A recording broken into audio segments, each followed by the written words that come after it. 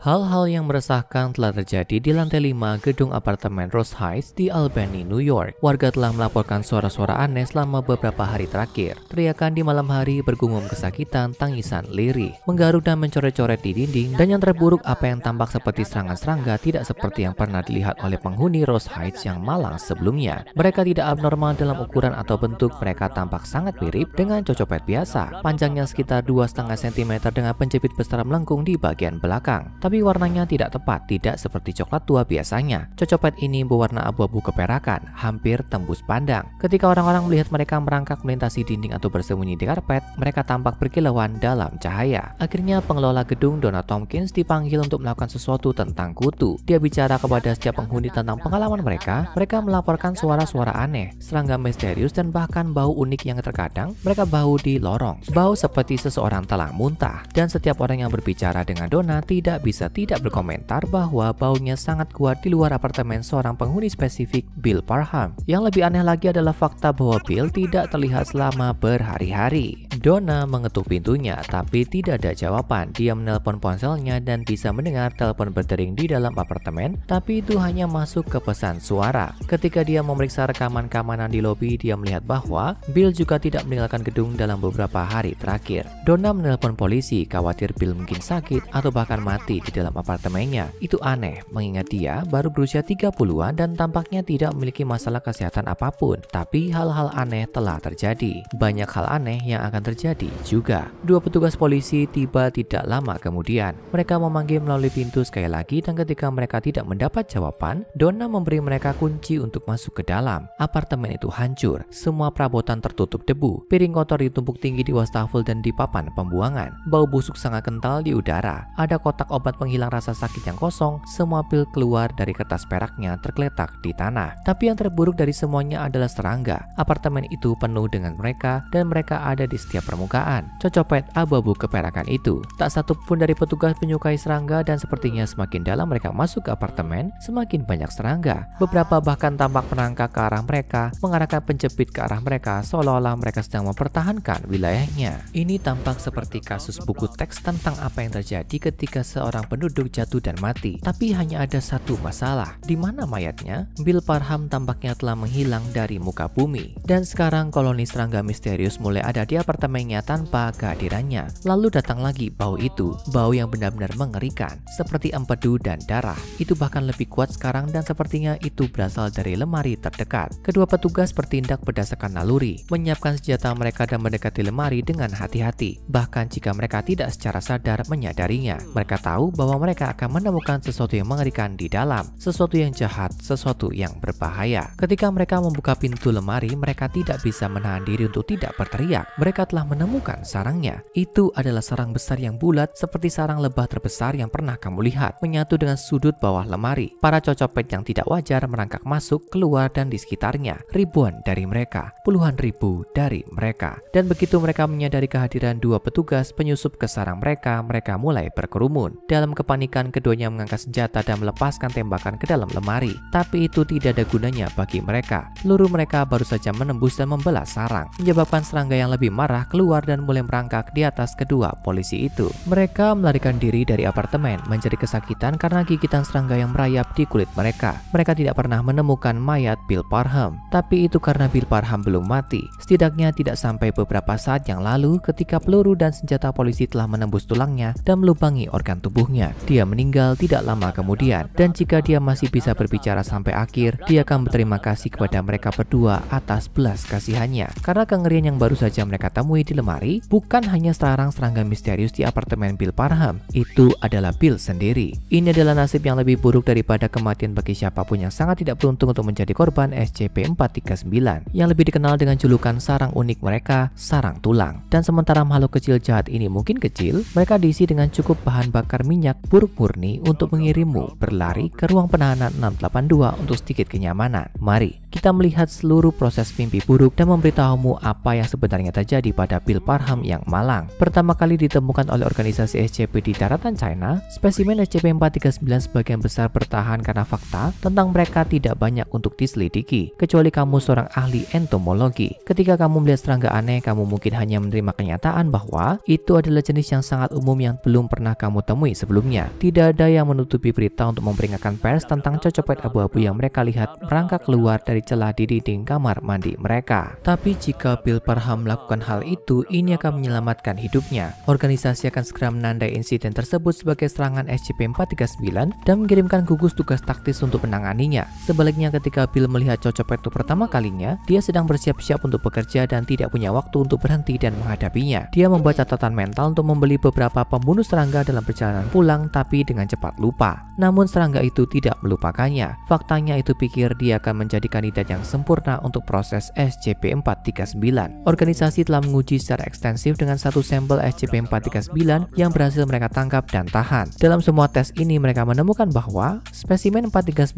menolak inang dari spesies lain selain manusia. Mereka adalah parasit yang sangat spesifik. Hanya ada satu jenis spesimen SCP-439 yang benar-benar perlu kamu khawatirkan, ratu. Terlepas dari kesamaan remeh mereka, SCP-439 tidak berperilaku seperti cocopet non-anomali. Cocopet normal bukanlah makhluk sosial. Mereka pemulung soliter dan mereka tidak membuat sarang sebagai habitat permanen. Hal yang sama pasti tidak bisa dikatakan bagi SCP-439. Mereka punya struktur sosial yang kompleks seperti lebah, semut, dan rayap dengan ratu, pengintai, pekerja, dan pejuang. Kalau kamu kebetulan bertemu dengan seekor pekerja atau pejuang, kamu mungkin mendapatkan cubitan menyakitkan dari pencipit mereka jika kamu terlalu dekat. Tapi, jika kamu berakhir dengan salah satu ratu, maka kamu punya nasib yang jauh lebih buruk untukmu. Dan kebetulan spesimen SCP-439 yang muncul di kamar mandi Bill Parham pagi itu adalah bangsawan yang berkunjung. Ratu 439 ini telah memilih targetnya, dan sekarang saatnya untuk pindah ke bagian proses selanjutnya, infiltrasi awal. Ketika Bill pulang kerja, dia senang karena cocopet abu-abu itu tidak terlihat dimanapun.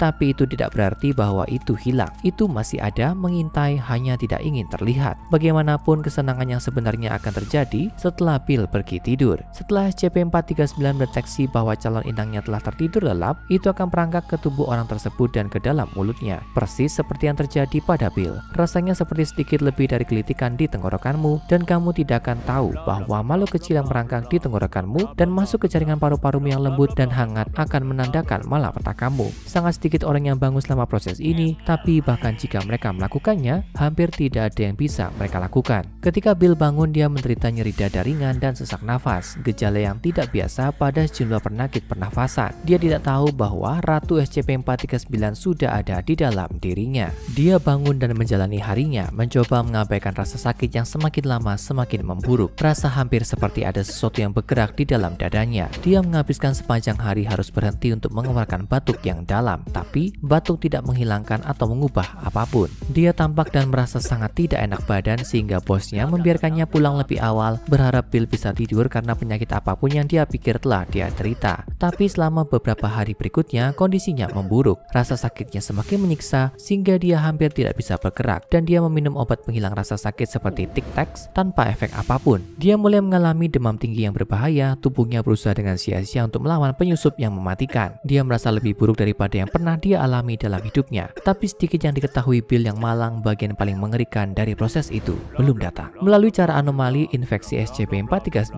mampu menginduksi fibrodysplasia ossificans progressiva atau FOP pada korbannya, yang biasanya merupakan penyakit genetik yang muncul dengan sendirinya sebelum korban berusia 10 tahun. Kondisi ini terkenal karena gejala utamanya mengubah otot dan jaringan lunak lainnya menjadi tulang, perlahan tapi pasti melumpuhkan korban dan menempatkan mereka dalam keadaan sakit yang tak terkatakan. Proses transformasi tulang ini dikenal sebagai ossifikasi, dan Bill akan mengalaminya secara langsung. Rasa sakitnya meningkat saat mobilitasnya menurun, dengan lebih banyak dagingnya menjadi gumpalan pada tulang di bawah kulit. Tak lama kemudian yang dia tahu hanyalah rasa sakit. Itu menjadi sangat menyiksa sehingga dia mengigau dengan itu. Dia mabuk kesakitan, bahkan merasakan sinar matahari terasa seperti menusuk matanya. Itu sebabnya seperti semua korban SCP-439 lainnya, dia memutuskan untuk menyembunyikan dirinya ke tempat yang hangat dan gelap di mana tidak ada cahaya yang bisa menjangkaunya. Dalam kasus Bill, tentu saja tempat itu adalah lemarinya. Dia sangat kesakitan sehingga yang bisa dia lakukan hanyalah meringkuk ke posisi janin dan menangis ketika otot otot-ototnya berubah menjadi tulang dan tubuhnya mulai padat dan menyusut. Dia bahkan tidak terlihat seperti manusia lagi. Dia lebih seperti bola ditutupi cangkang tulang dan diisi dengan organ yang hangat. Saat itulah sang ratu mulai bertelur di antara organ tubuhnya. Tidak lama kemudian ada sekitar 30.000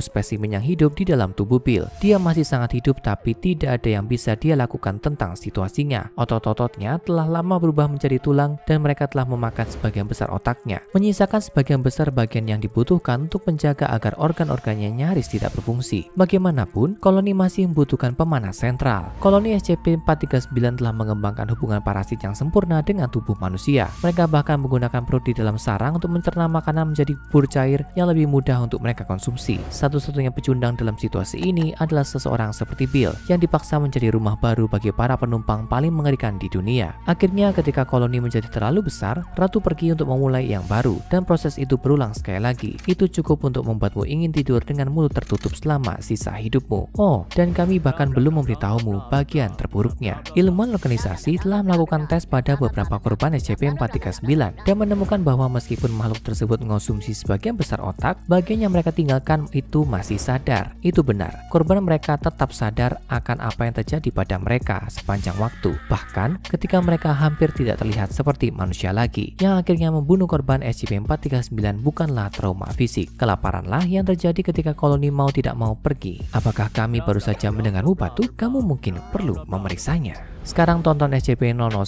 saat hari kehancuran dan SCP-823 karnaval horor untuk SCP yang lebih menakutkan yang akan membuatmu merinding.